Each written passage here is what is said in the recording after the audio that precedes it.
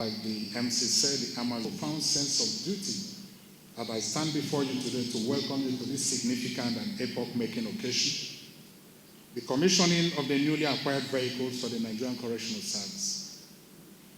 This event marks yet another milestone in our continuous efforts to strengthen the operational capacity of the service and enhance our ability to fulfill our constitutional mandates.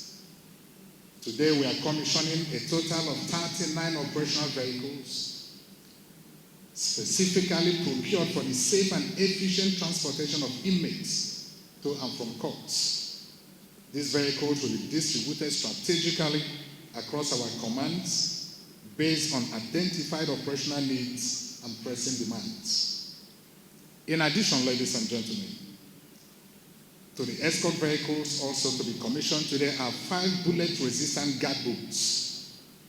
These guard boots are stationed at the national headquarters, Abuja, Medium Security Custodial Center, Kuje, Media Security Custodial Center, Port Harcourt, Maximum Security Custodial Center, Port Harcourt, Kano, and Lagos. These vehicles are meant to secure our custodial centers against external attacks, and they are equipped with long-range surveillance capabilities to protect against high-level threats with resistance to 12.7 mm ammunition general multi-purpose machine guns and other forms of dynamites and explosives. The guard boat will therefore aid early threat detection and facilitate effective combat responses. It should be noted that these guard boats are indigenously built by Ikoyi, a company based in Lagos.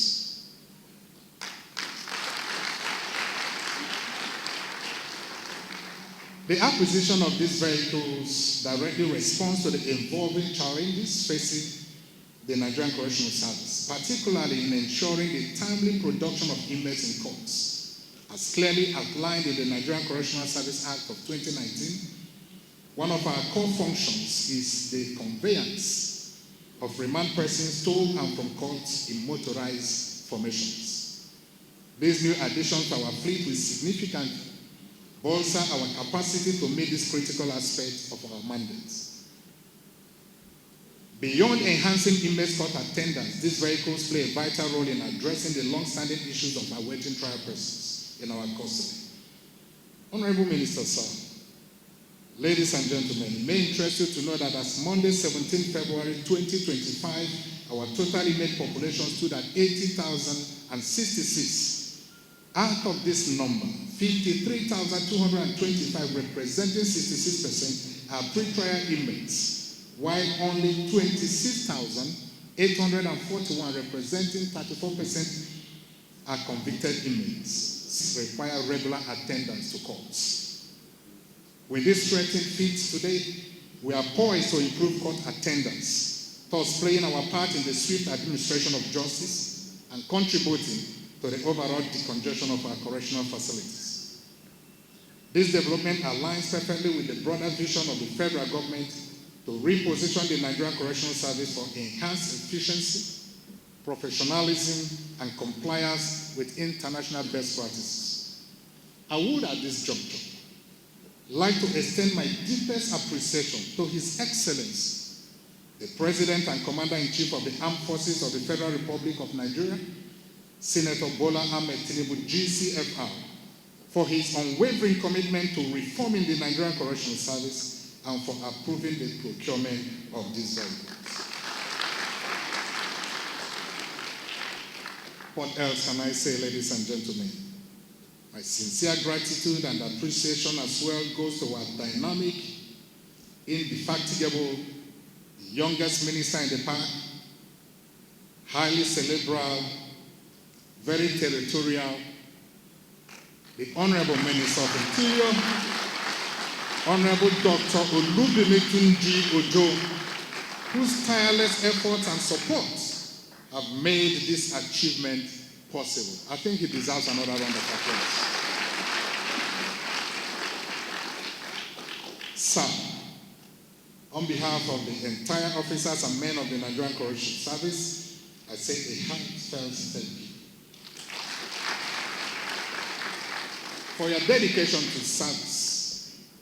To our valued partners and stakeholders, I extend my profound appreciation for your continuous contributions and collaboration. Thanks for having me. Well, it's not going to be a day of long speeches. It's not going to be a day of long speeches. For me, it's about the evidence of the domiciliation of the renewed hope agenda within the correctional service. For me, I've always said, there has to be a change. There has to be an indicator, a differential, and of course, a unique spot that distinguishes between the Nigerian Prison Service and the Nigerian Correctional Service. I've always said it at almost all fora that a correctional center is not a place of incarceration. A correctional center is a place for rehabilitation, restoration, reformation, transformation, and of course, a place for correction. That's what a correctional center is.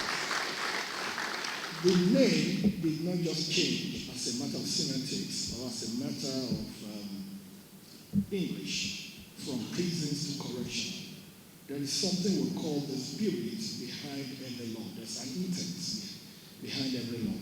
And I know that the intention of the Correctional Service Act 2019 is to create a service that will be an enabler of restoration of hope. A service that will be a custodian of the transformation of individuals, of inmates, and of course, one that will build on the premise and on the foundation of renewed hope agenda of Mr. President.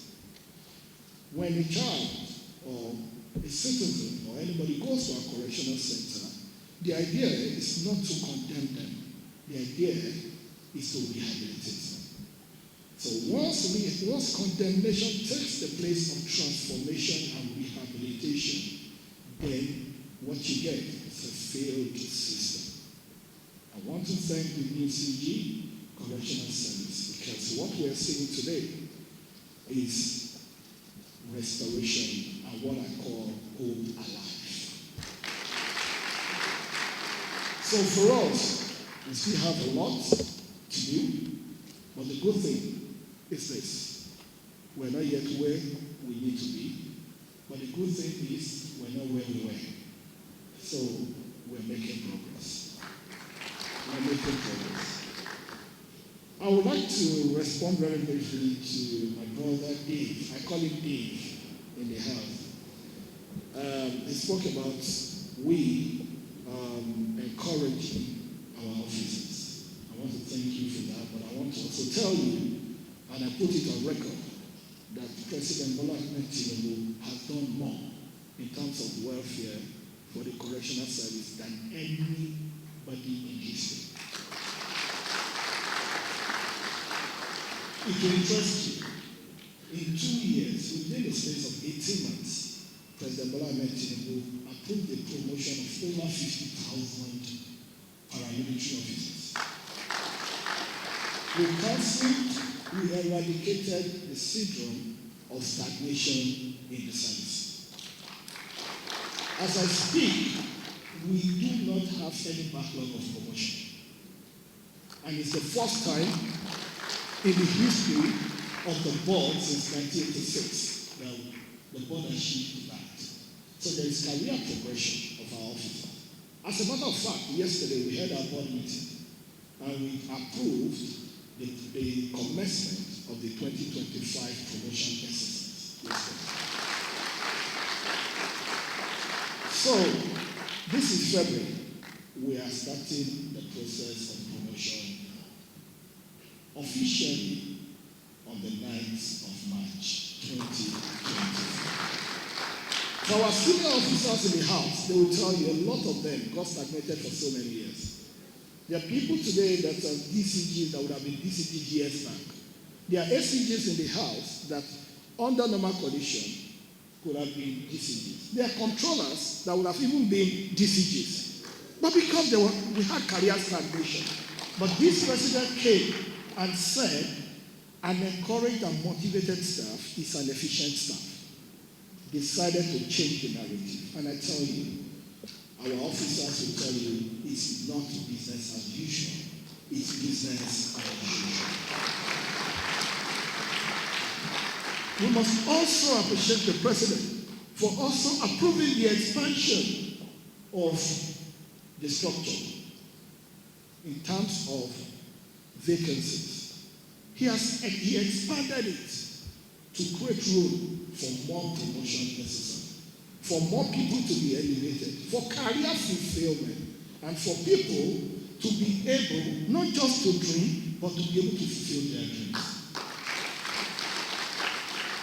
We must also appreciate the President for the approval of the peculiar allowance, which they have started earning.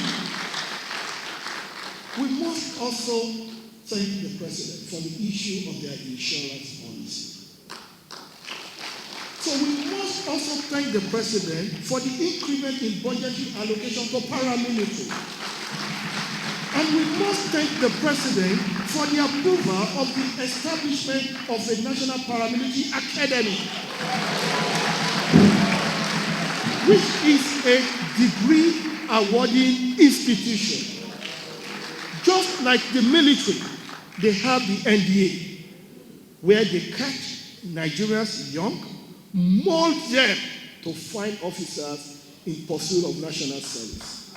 Just like you have the police with the police university in Wudil, they catch young Nigerians at 17, 18, train them, mold them, and people build careers. The President, for the first time in the history of Nigeria, we have a President who decided within the context of the paramilitary structure, he will provide long-term solutions to our long-term problems. I always say this, it is wickedness for you to demand from a man what he doesn't have. If you do not have a properly and well-trained officer, you can't expect maximum efficiency.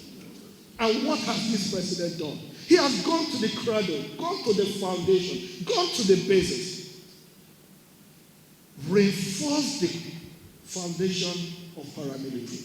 The word paramilitary, it's not civil service. The word paramilitary means you're supposed to augment, consolidate what the military is doing. The paramilitary should be at the center of the enhancement and maintenance of internal security in Nigeria. But for us to do this, it's a function of capacity. And capacity is a function of knowledge acquisition and knowledge transfer. And for the first time, we have a President who has put the paramilitary at the right place. Where a child leaves secondary school, he has ambition to be a correctional officer. He has ambition to be an immigration officer or any of these paramilitary agencies. Goes in there, writes work, passes his work, goes for JAM, still paramilitary academy, goes in there for 4 or 5 years, earns his BSc or whichever qualification, and goes straight to the various agencies of trial. Check all other countries. Do you want to talk about France? Do you want to talk about other countries? And see why internal security has never been an issue. Why? Because there is a proper officer-staff recruitment process.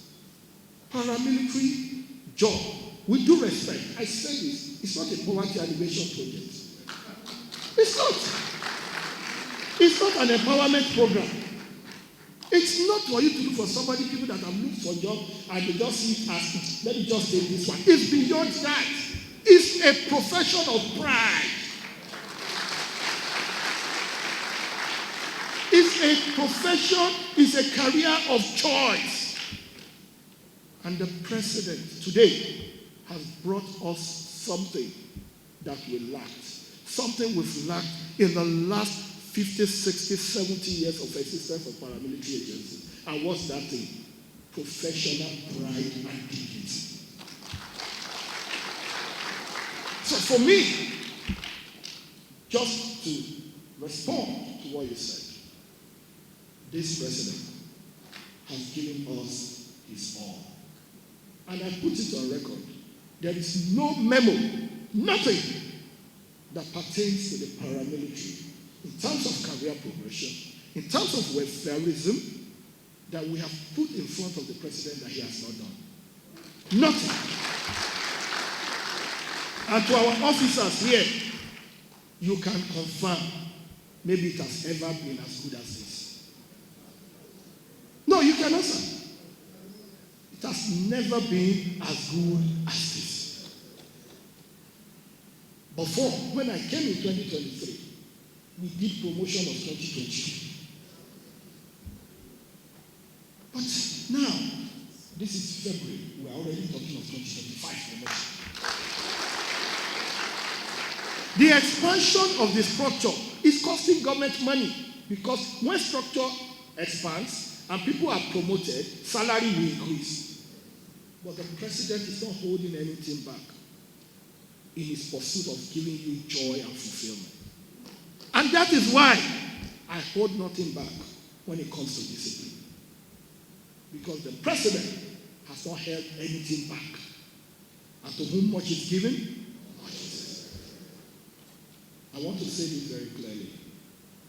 I'm privileged personally to have the opportunity of serving as Minister of Interior under the mentorship and tutelage of the President. Because it's something for you to have the intention of working and coming up with ideas. There's a difference between working with an amplifier of ideas and an attenuator of ideas. I don't know, maybe for me, the president is an amplifier of ideas. So, today is about the correctional service. Today, it's not just about our officers in uniform. Today, it's about the most vulnerable in our society. The inmates.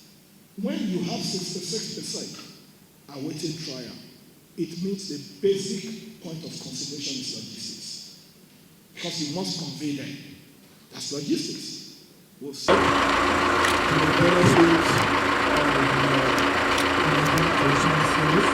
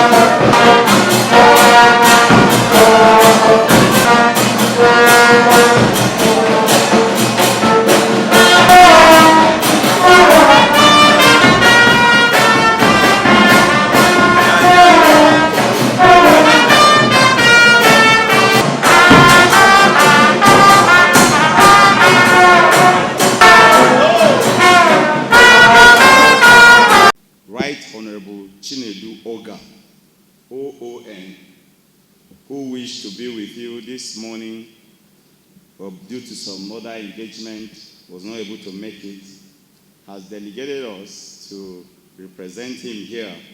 I am my honorable colleague, Honorable Matthew.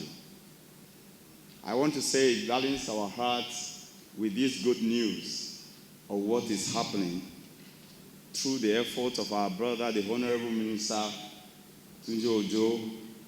I salute you so much for making this a reality. This tells that he's our own. He's our own. When I say he's our own, he's a product of the National Assembly.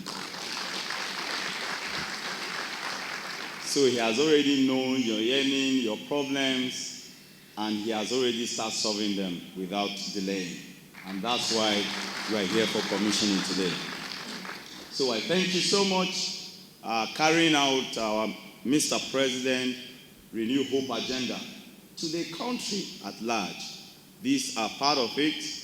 When solutions come to our problem is something to appreciate. So we thank our President Bola Ahmed Tinubu for finding it worthy to give you this huge support to acquire these operational vehicles.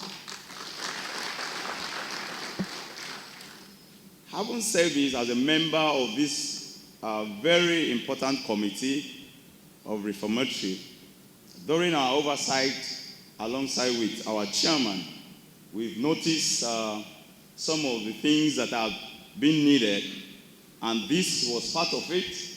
And I believe because of our brother is a product of the institution that, produce him to be this gallant minister you have now.